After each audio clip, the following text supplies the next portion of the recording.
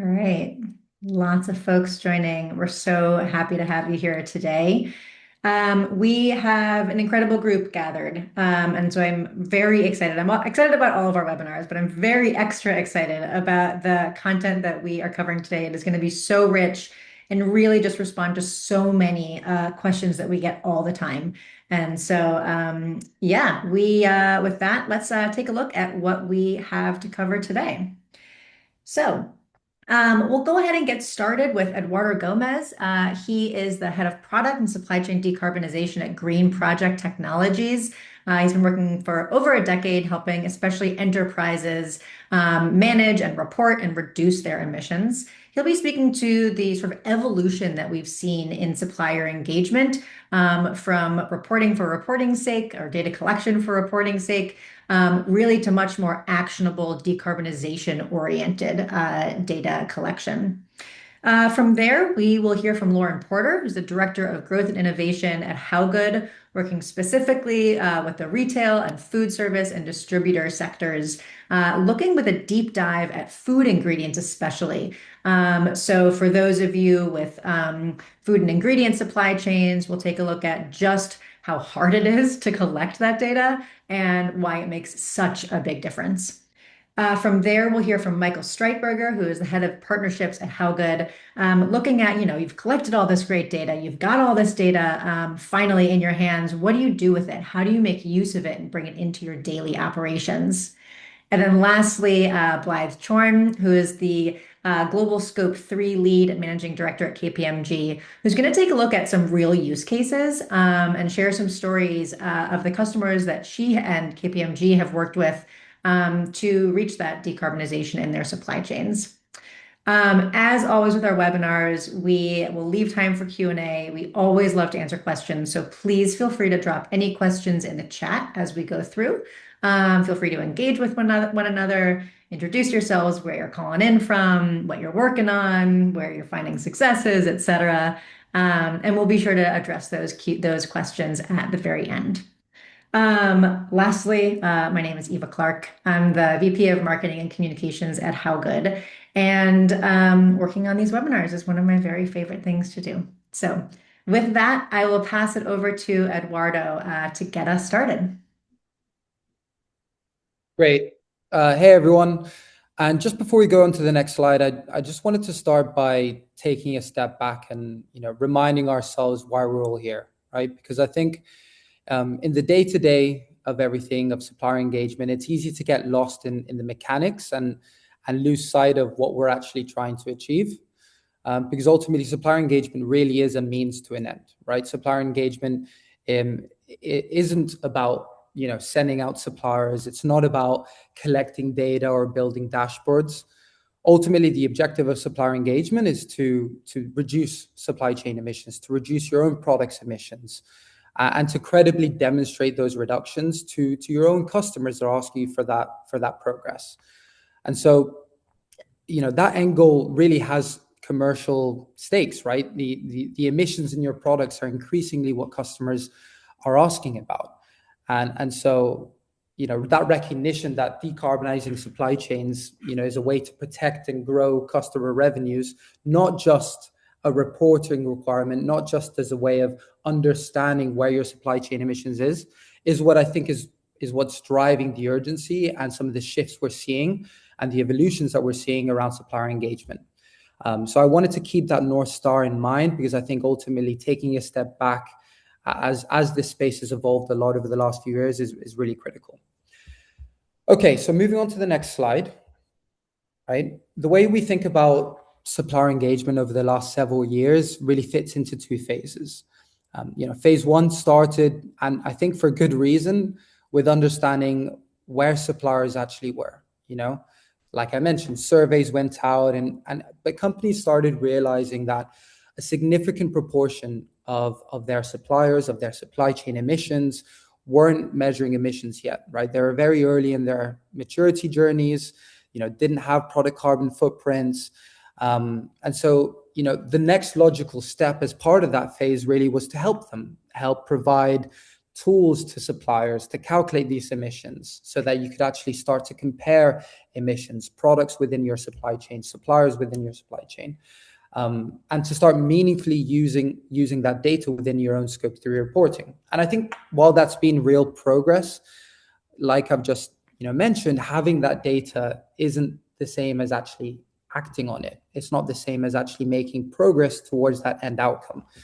And the companies I speak with, are really arriving at this collective realization that, having that data is not enough to achieve the end goal.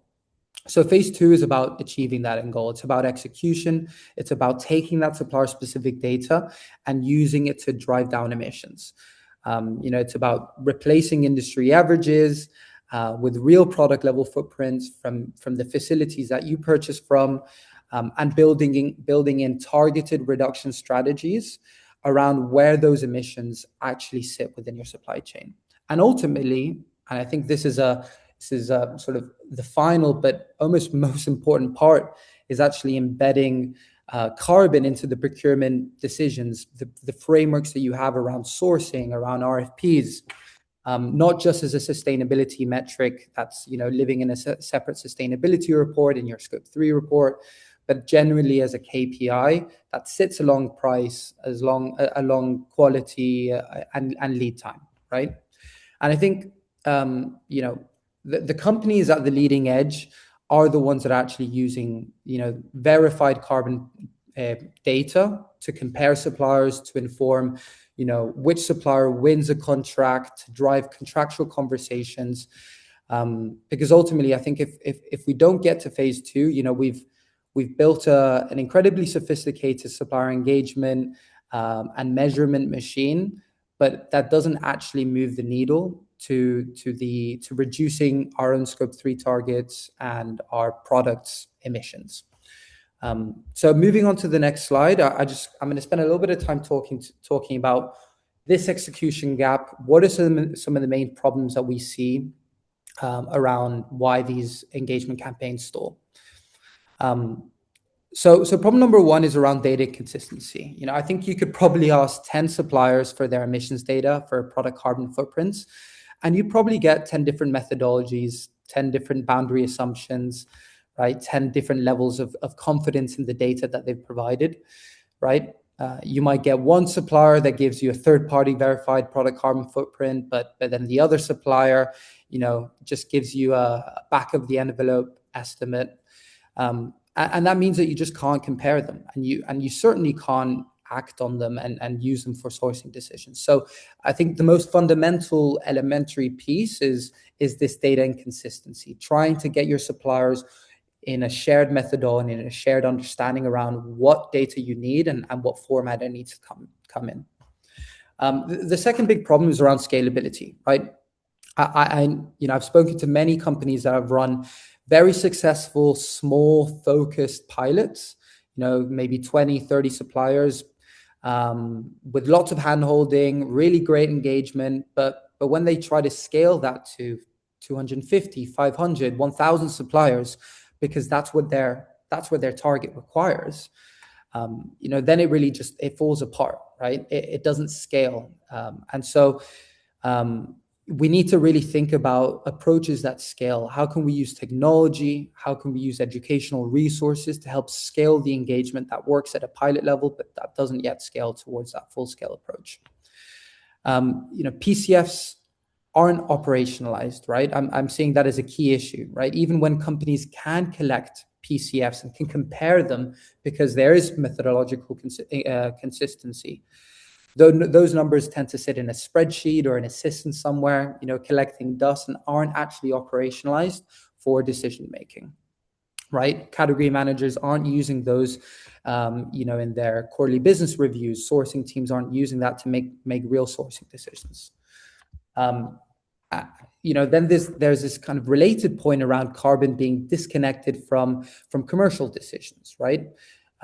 Procurement and R&D have been and always have been optimizing based on price, quality, lead time, but the carbon typically is left as an afterthought. So getting carbon data into the hands of people making those daily decisions is really critical. And then lastly, reduction progress really is hard to track, right? When suppliers do take action, there's often very difficult ways of, it's very difficult to actually measure the changes over time. And without that data, you can't confidently tell your customers the progress that you are making in reducing those supply chain emissions. Right, over to the last slide now before we move on to some insights and some of the learnings that we've had. So what closes the execution gap? Right, I think closing the execution gap really mainly falls into two main buckets. Right, so decision grade product level data. I think we need to move away from company level averages to product and supplier specific data. Just easy example here, but if your supplier has solar panels in their German facility, but you're buying, from their Italian facility, right? Their corporate emissions number is just not relevant, right? You need data that matches your actual procurement pattern at the product level from the actual facility. And by the way, the same applies to supply chains, right? You need better visibility into the hotspots of the materials or the ingredients that are going into the products that you're purchasing, not just for the overall company. In terms of consistency of methodology, right? If every supplier is calculating PCFs in a different way, you're just not going to be able to compare them. And so that data needs to be comparable and needs to be fundamentally along the same methodology. And then data quality needs to be verifiable as well, right? The best programs I've seen are the ones that have checks, both automated and expert reviewed checks that validate the methodologies of the data that's coming in, so you can actually understand, what data you can trust and use for decision making and what you can't. And then over into the embedded supplier engagement bucket, right? I think it's really important to recognize that not all suppliers are on the same journey, right? A tier one, manufacturer or producer with a dedicated sustainability team needs completely different support to a small supplier who's never even heard of Scope 3. And I think treating them the same has resulted in, supplier fatigue within our industry. And so I think, we need to take the approach of meeting suppliers where they're at, helping immature suppliers get started, but then also simultaneously helping those mature suppliers in making real decarbonization progress and asking different things from those two different types of suppliers. In terms of, again, those more mature suppliers that already are measuring, their product carbon footprints, for example, not just providing them with targets, but actually giving them the highest impact interventions, right? Giving them suggested initiatives that they can implement and giving them guidance on, hey, here's how to implement them. Here's the ROI for implementing them, right? I think that's where we need to move towards now. And then finally, sort of tying it all back, it's getting the carbon to show up in RFQs, into the procurement decision-making frameworks that companies have had for a very long time, right? And of course, underpinning it all, it's about the ongoing tracking of these outcomes, right? Because ultimately, the reductions you can't measure, right, is reductions you can't report back to your customers who are asking you for this information. Okay, so I'm gonna finish up there, and I'm gonna pass it over to Lauren. She's gonna share a few insights and learnings specifically within the food supply chains that we've had experience with. Thank you, Eduardo. Such a great roadmap to execution. Appreciate that. And I know our attendees do as well. As Eva mentioned, my name is Lauren Porter, and I am the Director of Growth and Innovation at HowGood, specializing in retail, food service, and hospitality. As you've heard, we're talking today about moving past the era where reporting first, supplier engagement, and moving into prioritizing accuracy and actionability. As the industry strives to reduce impact fueled by corporate commitments and shareholder pressure, we need more accurate accounts of supply chain emissions. So we're going to take a look today at how granular, high-fidelity food and ingredient data is a prerequisite for any credible climate transition plan. How moving from secondary to primary data doesn't just improve reporting accuracy, but it is indeed the fundamental lever for unlocking Scope 3 abatement. And of course, there's nowhere where that is both more important and harder to come by than your food ingredients. For those of you in a diversified retail or hospitality operation, or those who supply to them, The revenue to emission skew can often present your first hurdle. This is representative data only. Each of you will know your own distribution percentages best, but pretty much across the board, what you see for food and beverage in this case, 22%, is going to be lower than its contribution to your scope 3 emissions. This can very easily lead to a disproportionate allocation of resources. When in a corporate setting, the budget, procurement headcount, executive attention, that can be allocation based on revenue generation rather than impact. So you're faced with this first hurdle before even beginning the work of data collection, which is in justifying what can be intense specialized resources and data tracking costs for a category that looks smaller on the balance sheet, but actually represents the largest risk to net zero commitments. As we look at quantifying that risk, a step that is critical for building internal buy-in for appropriate resourcing, we'll turn our attention to scope 3, which contributing the most to your emissions is category 3.1, or your raw materials. For some of you, this percentage can be as high as 80 or 90%. And as you may be intimately familiar with, it can be quite difficult to trace your products all the way back to where those emissions are occurring in a way that is accurate enough to be actionable. That's where we're going to look at next, along with why does it matter, what that accurate data can actually unlock. So let's head there, and we're going to dive right into some examples that'll showcase the difference that granular data can make when you're working towards decarbonizing your supply chain. We're in a moment right now where companies that are serious about their commitments are tossing aside their spin-based calculation methods, and they're no longer just reporting for reporting or regulatory sake. When they move from that generalized emission factor database to one that specializes in food ingredients, some of the seemingly inconsequential variances become really apparent. Here's one that we see a lot, which is related to economic allocation. So a generalized database will have one emission factor for beef and not able to consider more specifics than that. Moving to a specialized database, you see the outrageous difference when you take into account the economic allocation for beef stomach rather than, say, a steak at over 7,000% variance. Another example is your ingredient concentration percent, a common issue for sweeteners. Here we have a substantial difference, not only for sugar ingredient in general, but even more so when it's considered whether it's a liquid syrup or not. And next is your regional considerations. So a soybean oil from Spain will be higher emissions than one from the Netherlands due to their typical land use practices, with the Netherlands being a particularly sophisticated hub for deforestation-free soy. Shout out to anyone on the call from the Netherlands.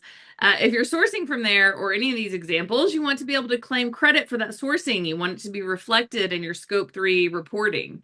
And lastly, we have the gold standard, which Eduardo was alluding to, which is vendor verified, supplier specific emission factors. When you can collect specific activity from your suppliers, that custom product carbon footprint will give you all the insight you need into your emission drivers, your portfolio hotspots, and where you have the greatest potential for reduction. So how do you cross the bridge of knowing you need this data and collecting it in a way that's accurate and actionable, but also not a total resource suck for both your already stretched sustainability and procurement teams and for those suppliers that are survey fatigued?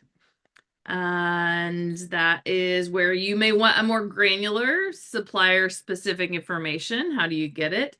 If you've joined us today, you probably either collected data from your top 20 to 50 suppliers, or perhaps you've been sending out questionnaires to a large scale group, but aren't getting back the kind of data that is able to unlock some of these reduction focused decisions. So whether you're in that camp or well beyond it, there are a few considerations that we found that are absolute non-negotiables. When you get to the point where you're truly scaling your engagement efforts, we're talking anywhere from a top 100 pilot to 5,000 suppliers on an annual basis. That's a lot of data to get back and a lot of suppliers to be talking to. So you're going to want to make sure it's worth it for everyone involved. First, as you're choosing a platform or partner and setting up your own internal team success, you're going to want to begin to socialize this shift from corporate level data to product level. So moving from a survey that asked vendors for their total scope 3, which is not actionable by a category manager, to getting to that product level carbon footprint. And that can be a pretty massive shift in and of itself. And next, you'll move towards product level accounting. You're going to ask your suppliers for data they simply don't have. If you go to your 100 or 1,000 suppliers and ask each of them for an LCA, you're not going to get back the volume you need. So you need to look for a platform and partner that can calculate PCFs for your suppliers, providing the instant results and methodological transparency they need to trust those results. Now you might be thinking, but I do have suppliers with LCAs, and that's important too. You'll want a solution that can pave the way for any level of supplier maturity, ingesting and scoring LCAs or emission factors from those who have it and calculating them for those who don't. For those who have invested resources into regenerative practices or other agricultural interventions, you'll also want to provide them a path to communicate that farm level data without requiring it from those who don't have it. Basically, you want to present your suppliers with a choose your own adventure style engagement so that no matter who they are or where they're coming from, there's a clear path to participation. Okay, so now that you have all that data, you've gotten participation rates in the high 80s or 90s, which I know some of you are balking at probably, that 80 to 90%, but we see it all the time with a successful program. You've got more PCFs than you know what to do with. Before you even get started, you want to make sure you'll be in a position to make use of this data. So looking for providers that can not only harmonize your suppliers' data so that you get a true apples to apples comparison, but also one that will integrate these new data points into your pre-existing data structure. And lastly, this is not one and done. This is really laying the groundwork for an annual engagement if you want to show actual year-over-year reduction, making sure your suppliers are walking away with benefits of their participation, giving them ROI of their effort. That could be a free validated PCF they just calculated. It could be abatement recommendations. It could be industry benchmarking. You name it. You want them to feel appreciated and not come to dread this annual request. Okay. Excuse me. Let's see. I apologize. I got stuck over here. All right. Now we're getting to the fun part. At HowGood, we work with companies across the value chain, from ingredient solution providers like Kerry and Ingredion to CPGs like McCain, Danone, and Nestle, through to retailers and food service like Ahold Delhaize, Aldi, and Chipotle. We're completely obsessed with finding efficiencies through collaboration, either upstream or downstream, and helping folks on the other end walk away from this with benefits. As you can imagine, supplier engagement is one of the clearest ways to do this. What you see here is a representation of a recent ask that McCain did to their suppliers, Kerry being one of them. From Kerry, they asked for about 20 product SKUs, one of which was their 50-pound bag of breader mix. The estimated emission factor they had prior to engagement was 0.85 kilograms of CO2 emissions. Following the engagement, and they submitted data via the platform you just saw, they discovered a 51% variance in the actual emission factor of that breader. This degree of variance was seen across literally all of their products, sometimes higher, sometimes lower. But let me be clear, moving from the secondary to the primary data is not a reduction. They did not claim a 51% reduction on that breader, but they did claim a recalculation that let them discover, hey, our breader solution is not actually a significant contributor or a hotspot for us. Let's focus our attention elsewhere. So in the beginning of your supplier engagement journey, most of the gains you will get is in data quality and fidelity. It's in year 2, 3, 4 that you unlock and get to see the results of a clearer path to collaborative reduction. So let's take a look at that reduction unlocked by a supplier-specific emission factor. There are so many pathways to decarbonization with higher fidelity data, and our friends at KPMG will speak to a few of those in a little bit. But I want to kickstart us with sharing a food specific example also from Carrie. In the last slide, we saw Carrie on the reactive side of that supplier engagement, but there's also a very cool opportunity for proactive engagement as well. A few months ago, we started to work with Carrie to understand their top customers and how they could leverage these hypergranular PCFs to gain more business. We all knew that Danone was one customer who has been very clear and public in their commitment to Scope 3 emissions reduction. So Carrie used their low carbon vanilla flavor solution, which was innovative, in a modeled product that Danone sells, a vanilla yogurt.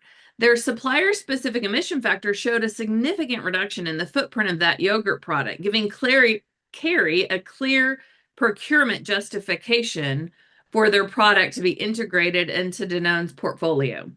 None of this would have been possible with category level generalized emission factors.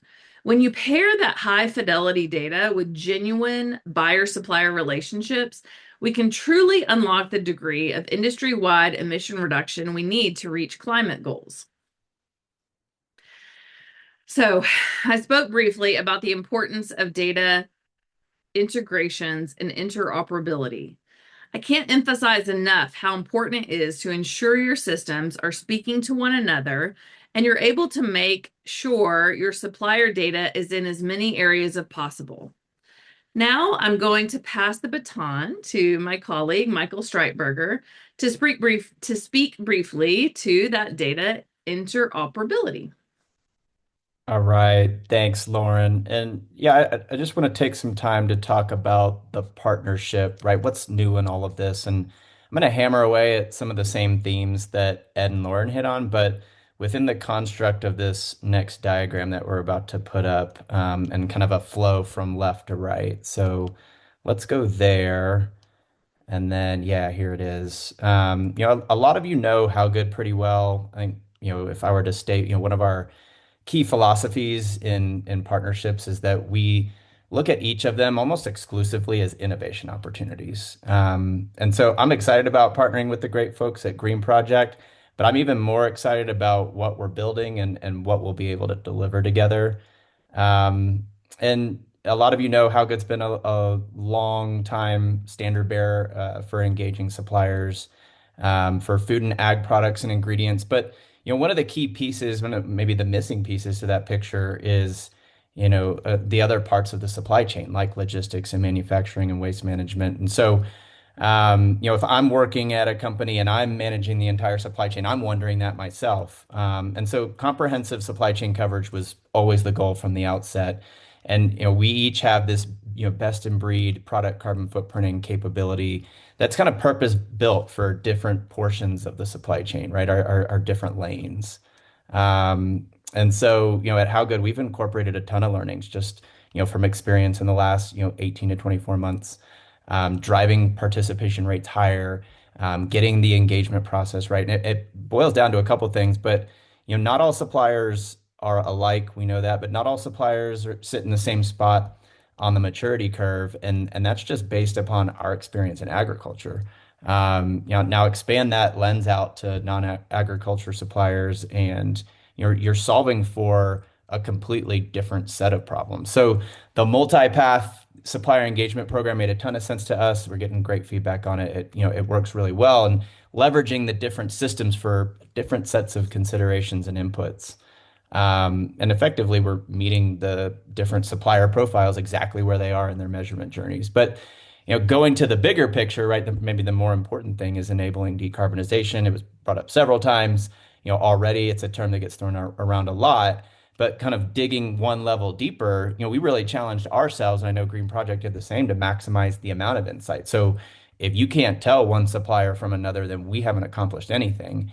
And even small delineations in measurement, supplier to supplier, or commodity to commodity, they amount to big opportunities to invest or shift or change the way you procure, right? So we've honed in on crafting the left side of this diagram, becoming best in class in bringing all the data outcomes from the supply chain together. But what does together actually mean? That kind of flows you out to the right. The next phase of that is putting the data in the hands of, or in the platform or system of record that makes that data actionable, right? And doing that efficiently and in a seamless, integrated, automated way.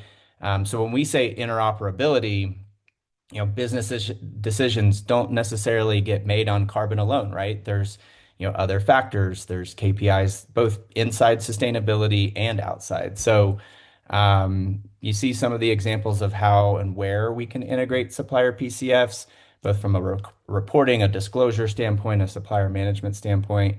Every company has a different way of organizing or managing or analyzing data sets, but a lot of times this could even be, a homegrown system or a data lake. But again, to convert data to strategy to implementation, is, the driver here for us. And, I also want to pass it over to Blythe at KPMG to really kind of take this decarbonization conversation just a little bit further and talk about, some of the examples and experience of where this kind of come together as we kind of flow out to the right side of this diagram. Great. Thank you so much, Michael. And thank you so much to the HowGood teams and the Green Project Technologies team for inviting me to join you today. Just quick introduction from myself. Blythe Chorn. I'm a managing director with KPMG based here in the US. I'm also part of our global sustainability leadership team. I lead our global Scope 3 offering as well as our broader supply chain sustainability offering. And I've been a huge fan of both of these organizations for many years, kind of watching from afar on the data side, but then working very closely with clients of, okay, now that we have unlocked this black box and we're moving away from the generic spend-based emissions factors, and we have better visibility into what suppliers are doing, and we can account for the investments that you're making and engaging with suppliers to drive these reductions. How can we really accelerate decarbonization? So I wanted to spend just a few minutes today trying to bring you a little bit of what we would call in consulting the art of the possible, right? Some examples from leading companies who over the years have taken some of this rich data that they've been able to get through partnerships with HowGood and Green Project and others to really accelerate what they're doing with suppliers. So if we go to the first slide or the next slide, I want to start with an example that many of you may be familiar with because Mars is out proselytizing like crazy about the work that they're doing on what they're calling RAC, which is their Renewable Acceleration Program. This is a different approach to working on supply chain decarbonization than we've seen many companies take historically because it's not based on current guidance available in the GHG protocol. The GHG protocol doesn't tell us that we can't do this. It just doesn't tell us how to do this. Basically, what Mars is doing is going and procuring renewable energy on behalf of suppliers, but not worrying about transferring certificates to be retired to suppliers. They're simply procuring the energy. There's a lot of good reasons to do this. I won't bore you with today. We're in partnership with them and should be releasing in the next quarter or so a report that looks specifically at the cost aspects of this approach. But what I wanted to share with you today is kind of unpacking like how did they even get there? Because their ability to do this work is all based on the ability to understand how much of their Scope 3 emissions is actually driven by electricity. Right? So we know that there's Scope 3 emissions coming from all different kinds of sources, especially in the food supply chain. We've got natural gas use, we've got coal use in parts of the supply chain. We've also got methane that we've got to deal with. We've got fertilizer use, right? The ability to unpack that Scope 3 data, go beyond those spend-based emissions factors, but get down to that product level activity data that the team has been talking about so far is what actually enables you to say, okay, what of my supply Scope 3 emissions is coming from electricity that could actually credibly be offset through renewable energy purchases, and what part of my Scope 3 is coming from thermal, and I need to engage in a different way with those suppliers to drive decarbonization.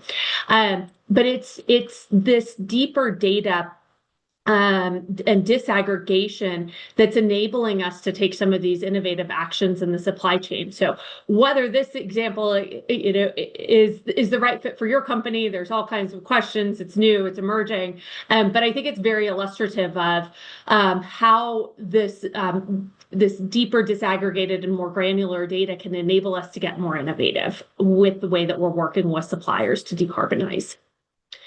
If we go to the next slide, another thing that we're seeing, and this is probably very familiar to those of you who are in the food system, is the challenge of traceability and visibility in the supply chain. We all know who our tier one suppliers are. We write checks to them every day, right? They send us invoices. We understand what we're buying from them, and we're often able to get reasonable data from them. But the challenge historically has been getting to our tier one suppliers, scope 3. So who are those tier 2 and there's tier 3? And this is so critical in the food supply chain, right? Because we know that there are some points in the value chain. We've got an example here from beef, but we see it with all different kinds of food ingredients. We know that there are parts in the supply chain that food tends to become commoditized, and you can't tell one grain of wheat from the other once it ends up in the grain silo in that region, right? Or you can't tell which cow came from which farm once they're consolidated at the feedlot.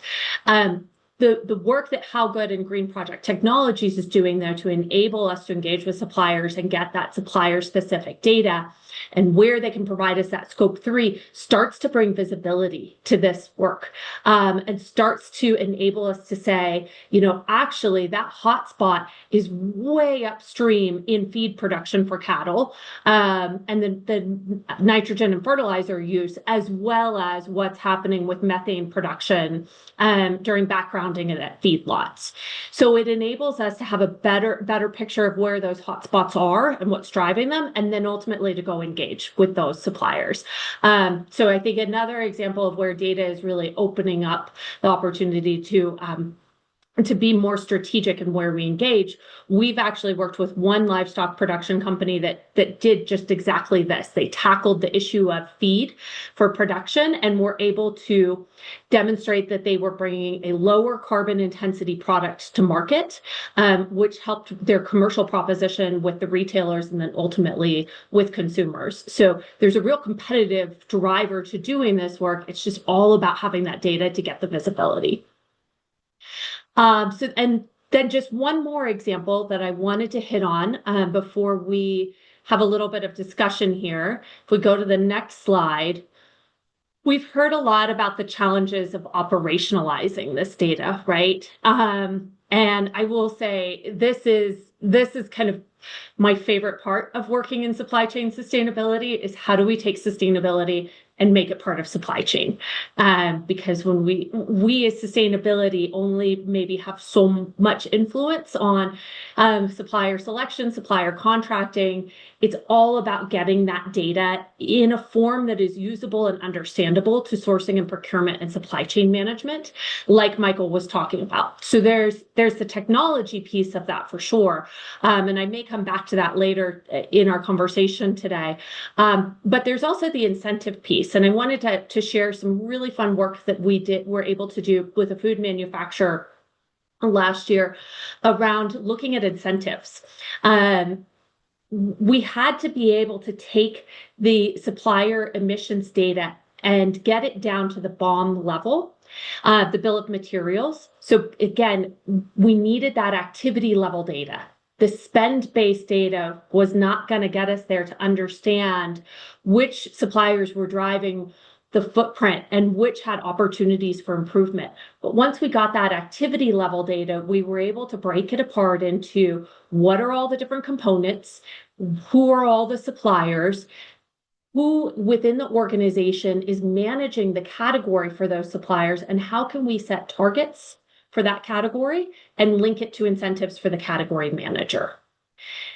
The category manager and source and procurement leadership were never going to be accepting of the idea of linking incentives to sustainability performance until we could give them the data about their suppliers, their performance, and what we thought that those suppliers' opportunity was. using the generic spend-based was helpful, got them to talk about sustainability in those QBRs sometimes, right? But nobody wants to link their incentives, their personal incentives to performance until they have the data to enable them to be sure that they can make that change. And that's what this activity level data enabled us to do, to build the confidence of the sourcing and procurement team to set those kinds of targets and incentives. So I'll stop there. Hopefully that was helpful just to bring some ideas about what this kind of data could be useful for, but happy to answer any more questions as we keep going. Thanks so much, Blythe. Now we have a couple of frequently asked questions to kick off our audience Q&A. So these are questions that have come in over the years related to supplier engagement, often the sort of like juiciest, most challenging issues. So we'll start with the first few from Eduardo and then move on from there. And feel free to drop any questions you have now in the chat, and we'll be sure to get to those next. Over to you, Eduardo. Great, thank you, Eva. Yeah, so just for the first couple of questions, I think maybe I'll take them hand in hand because I think they go nicely together. But going back to the point I was making earlier around meeting suppliers where they're at and recognizing where they are in their sustainability journey, recognizing what is it that they, what is it about your relationship with this supplier? Are they a service supplier? Are they a product supplier? And what are the ultimate end goals that you have? All these things have an impact on what you should focus on asking your supplier and at what stage, right? So for example, if the main thing I need to drive is, reducing my own, the emissions of the specific product that I sell or meeting my scope 3 targets, really trying to focus the supplier and go straight into the supplier specific data, asking them for a product carbon footprint, or if it's not a physical good, right, a service carbon footprint, and then asking them to set a decarbonization plan is the best strategy, right? There's no point in starting with a corporate carbon footprint if really what you need is the product level data, the supplier specific data, and the decarbonization that comes with it, right? However, if you've set a supplier engagement SBTI, right, 2/3 of your supply chain emissions to have science-aligned targets, right, that's when you might think about asking them to focus on a corporate carbon footprint and asking them to set a science-aligned target, right? So really, it's about going back to your end outcome, your end objective, really figuring out what are the suppliers that are going to help you meet that objective. And then really stripping back the number of things that you're asking them and focusing on the things that are going to really help you move in the direction that you need to go in. The less you can ask your supplier, the more it can be focused on meeting your own objectives, the better, the lower the supplier fatigue, and the more effective your programs will get. So yeah, I think segmentation is a really important theme that we're seeing. Treating suppliers differently, and it's something that if there are any questions around that, I'd be happy to build on that as well.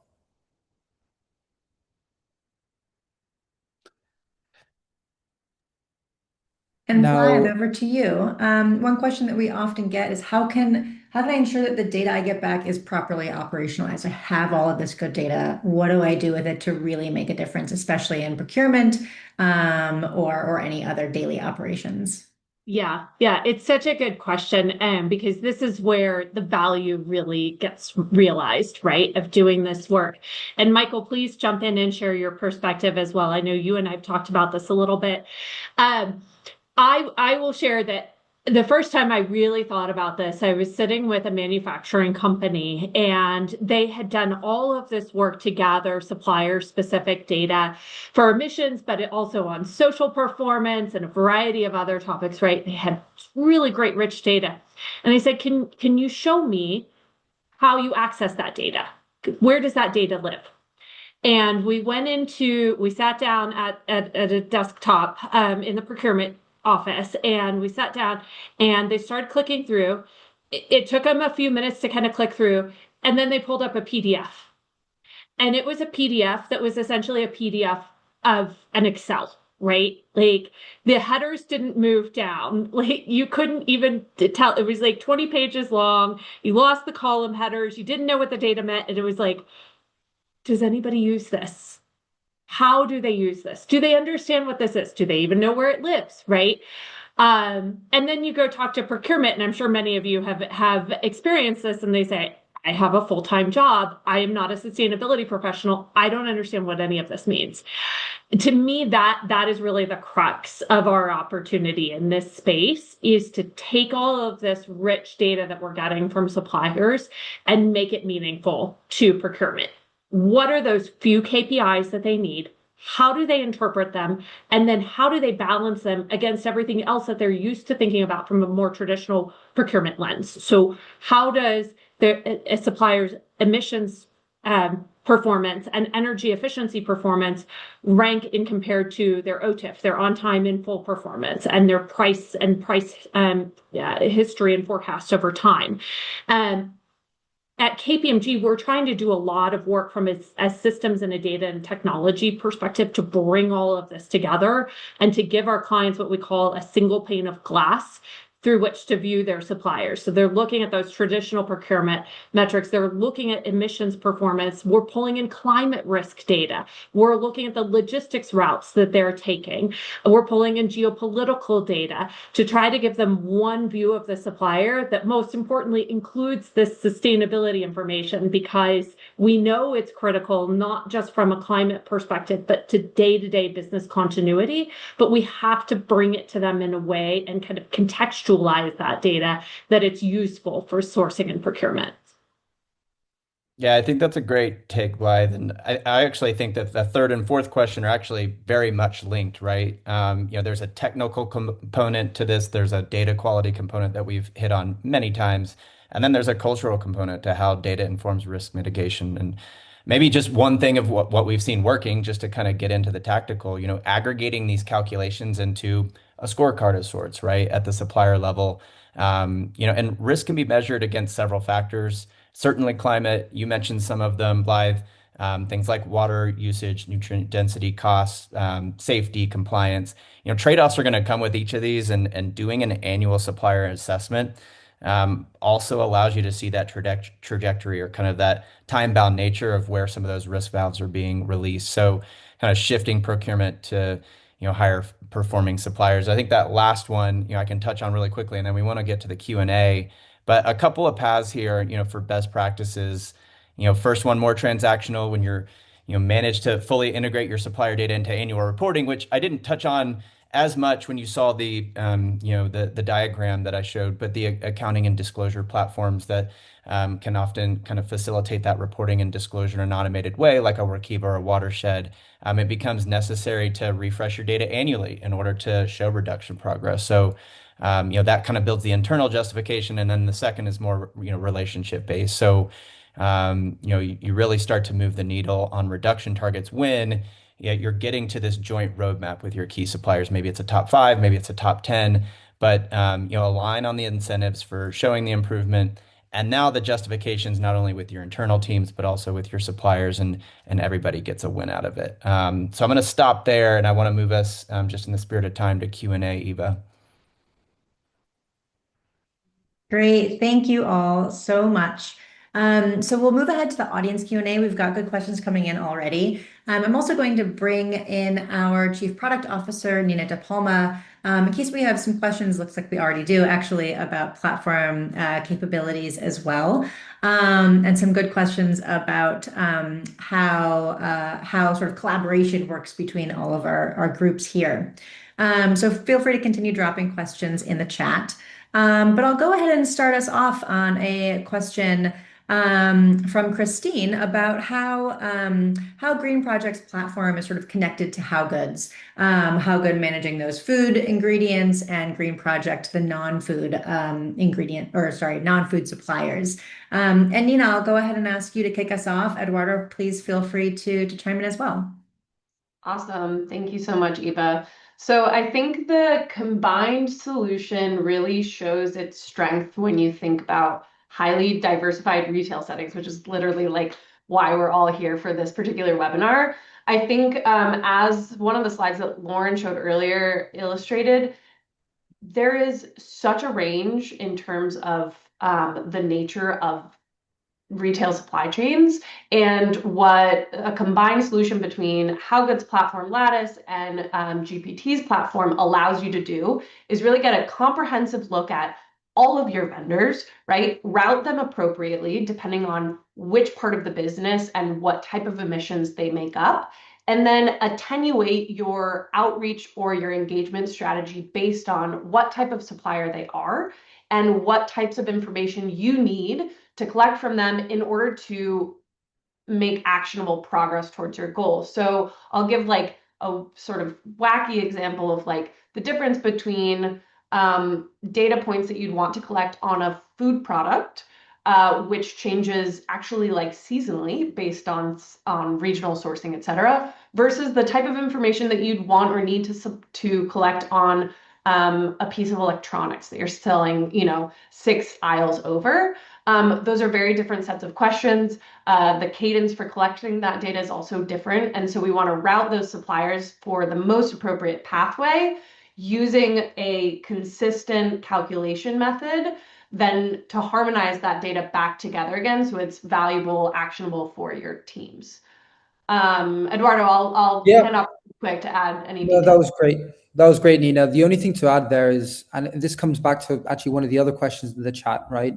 Touching on the reporting burden for suppliers, right? One of the ways of addressing that reporting burden is to give dedicated solutions, dedicated tools to those suppliers that recognize the fact that they're in very specific industries, right?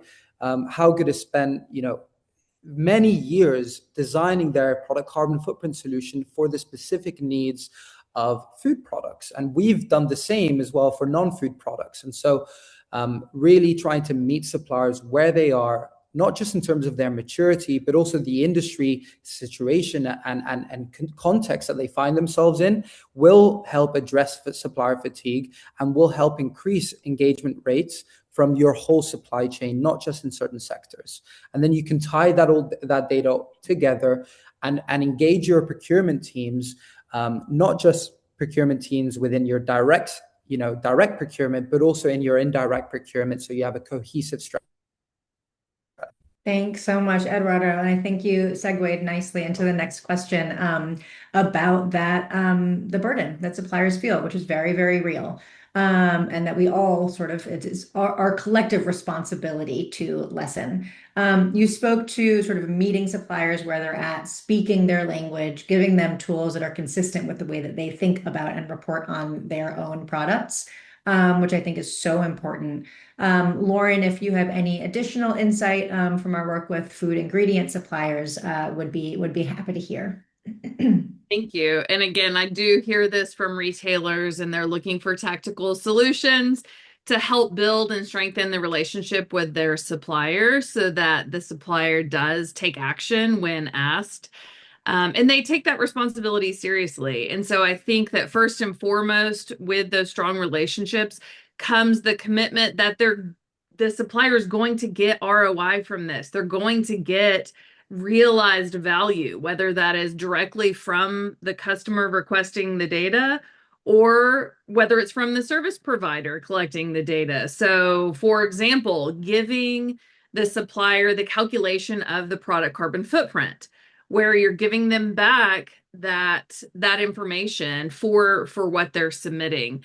So they're getting value there. And then to Eduardo's point, the next kind of tactical thing that comes to mind, and he touched on this, is prioritizing what products to submit. So if they are, for example, going to 2 platforms to submit information for their food versus non-food, then the ability for the service provider or the requesting customer to prioritize the products that they're requesting information on, not asking for data on 1,000 products at once, but like the top 10, right?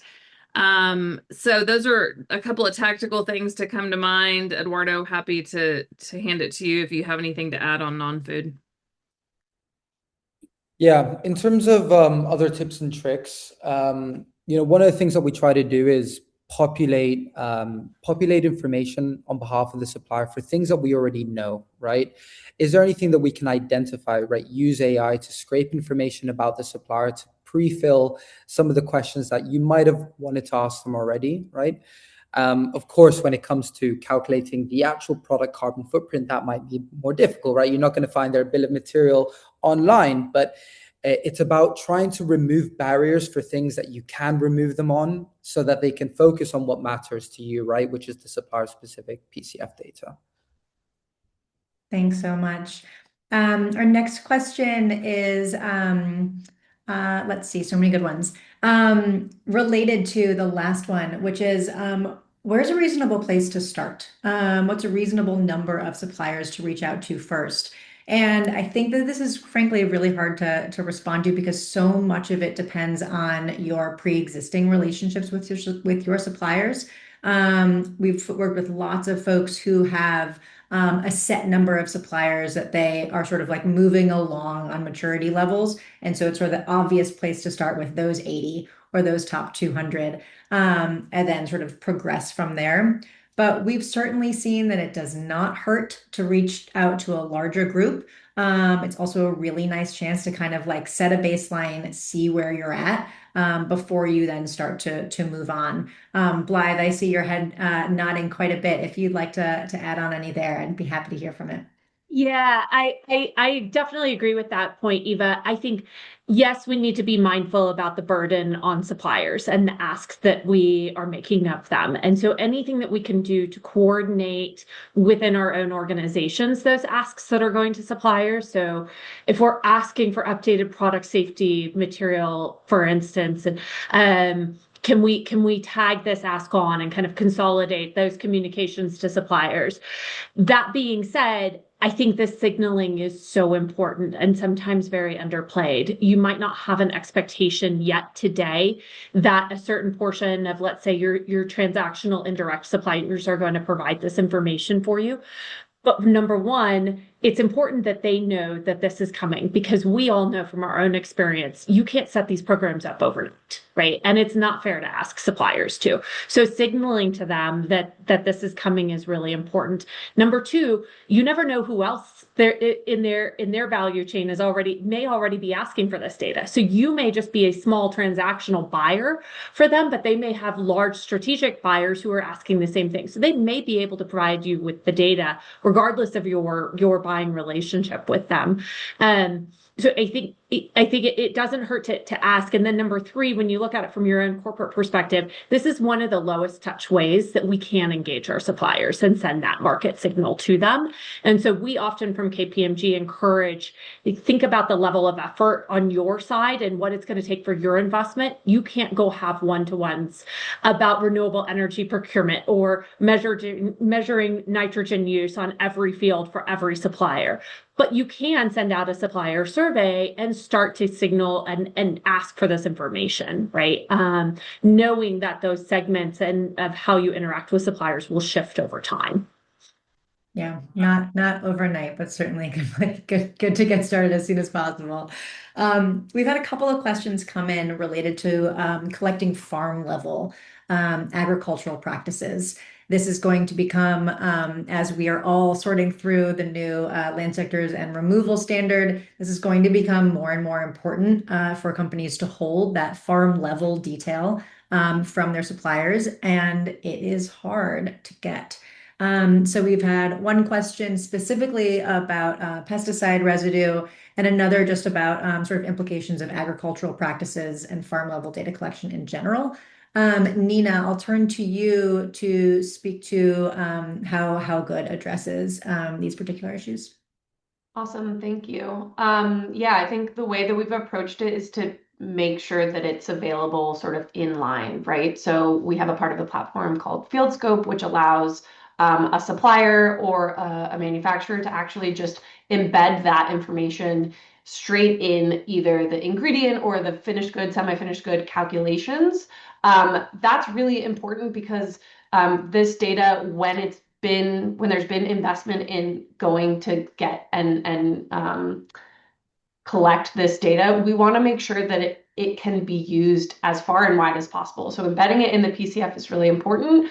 It's also incredibly powerful for scenario modeling and experimentation with what could be possible with alternative agricultural practices. So that's a really cool use of the tool that we've seen on both the supplier side and the buyer side, which is really exciting. Thanks, Nina. I know there's another question. I don't think we have time for it about integrating with SCI and SDP. So we're actually going to go ahead and just reach out to that individual directly to answer those questions.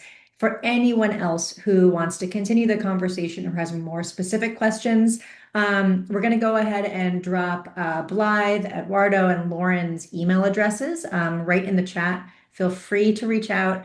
We'll also be following up with a webinar recording, and we'll include those email addresses there as well. And then lastly, we have one more webinar scheduled for March 12th, that is going into the very technical nitty-gritty of LSRS, the new land sector and removals standards. So for any folks who are neck deep in carbon accounting and want to hear on that, we'd love to have you there. Thank you all so much. Thank you so much, Blythe, Ed, Lauren, Michael, Nina. It's been a great hour, and we'll see you all sometime soon. Thank you. Thank you, Thank everyone. you. Thanks all.